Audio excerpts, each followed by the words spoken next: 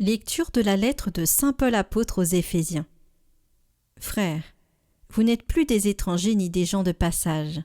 Vous êtes concitoyens des saints. Vous êtes membres de la famille de Dieu, car vous avez été intégrés dans la construction qui a pour fondation les apôtres et les prophètes.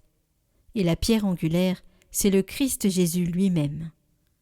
En lui, toute la construction s'élève harmonieusement pour devenir un temple saint dans le Seigneur. En lui, vous êtes, vous aussi, des éléments d'une même construction pour devenir une demeure de Dieu par l'Esprit Saint.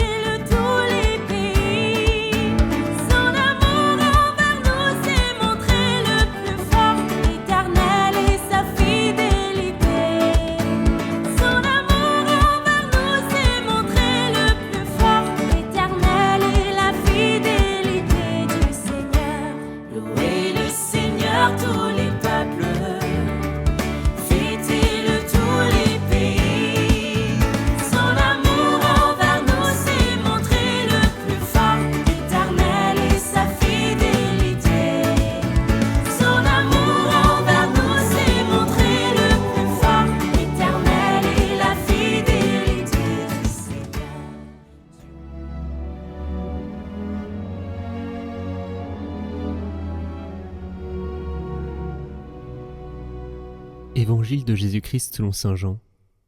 L'un des 12, Thomas, dont le nom signifie jumeau, n'était pas avec eux quand Jésus était venu.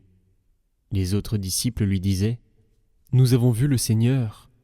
Mais il déclara « Si je ne vois pas dans ses mains la marque des clous, si je ne mets pas mon doigt à l'endroit des clous, si je ne mets pas la main dans son côté, non, je ne croirai pas. » 8 jours plus tard, les disciples se trouvaient de nouveau dans la maison, et Thomas était avec eux.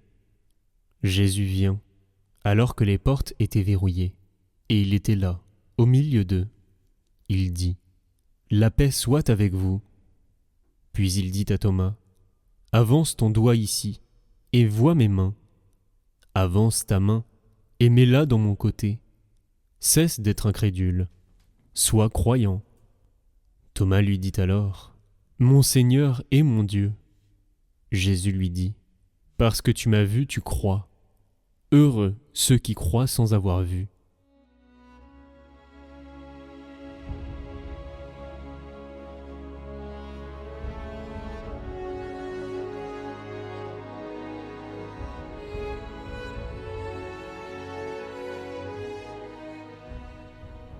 Commentaire de Benoît XVI. Quand Jésus, en un moment critique de sa vie, a décidé d'aller à Béthanie pour ressusciter Lazare, s'approchant ainsi dangereusement de Jérusalem, Thomas a dit à ses condisciples « Allons-y nous aussi pour mourir avec lui ». Sa détermination à suivre le Maître est vraiment exemplaire et nous donne un enseignement précieux. Elle révèle sa disponibilité totale à adhérer à Jésus, jusqu'à identifier son sort au sien et à vouloir partager avec lui l'épreuve suprême de la mort. En effet, quand les évangiles emploient le verbe « suivre », c'est pour signifier que là où Jésus se dirige, là aussi doit aller son disciple. La vie chrétienne se définit donc comme une vie avec Jésus-Christ. Mourir ensemble, vivre ensemble, être dans son cœur comme lui et dans le nôtre. Une seconde intervention de Thomas nous est rapportée lors de la dernière scène. Jésus, prédisant son départ imminent, annonce qu'il va préparer une place aux disciples pour qu'ils soient eux aussi là où ils se trouvent. Et il leur précise « Pour aller où je m'en vais, vous savez le chemin ». C'est alors que Thomas intervient en disant « Seigneur, nous ne savons même pas où tu vas. Comment pourrions-nous savoir le chemin ?» Ces paroles fournissent à Jésus l'occasion de prononcer la célèbre définition « Je suis le chemin, la vérité et la vie ». C'est donc en premier lieu à Thomas que cette révélation est faite, mais elle vaut pour nous tous et pour tous les temps. En même temps, sa question nous confère aussi le droit, pour ainsi dire, de demander des explications à Jésus.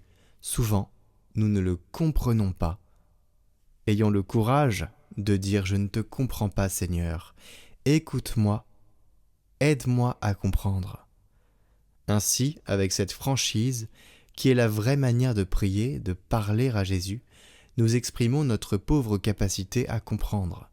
Et en même temps, nous nous mettons dans l'attitude de confiance de ceux qui attendent la lumière et la force de la part de celui qui peut les donner. Chers amis, cette disposition du cœur nous permet de recevoir ce que Jésus veut nous donner. Autrement, si nous pensons que nous savons tout, que nous avons tout vu, le Seigneur n'a pas de porte ouverte pour agir en nous. Alors à l'exemple de saint Thomas, de l'apôtre Thomas, du disciple Thomas, mettons-nous dans cette disposition du cœur. Saint Thomas, priez pour nous.